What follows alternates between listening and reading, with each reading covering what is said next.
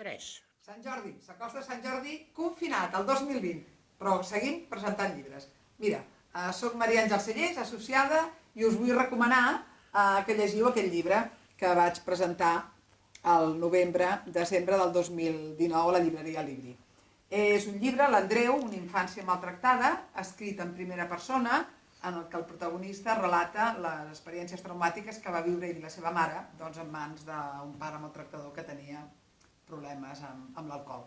Però no us espanteu perquè és un llibre que és un cant a l'esperança, on queda palès que aquestes persones que viuen aquestes situacions, amb l'ajuda de l'entorn, amb l'ajuda de la família i dels professionals, se'n poden sortir i portar una vida digna.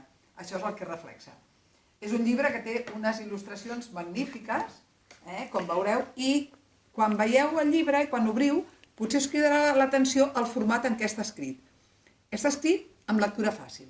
Sí, tots els llibres que veieu que tenen aquest anagrama vol dir que estan escrits sota uns paràmetres que dicta de la Federació Internacional, la IFLA, perquè estiguin redactats de tal forma que puguin ajudar les persones que tenen problemes de comprensió lectora a comprendre i a fer llibres entenedors. No són llibres infantils, són llibres escrits amb un llenguatge molt acurat, planer i senzill perquè donar accés a tothom a la lectura.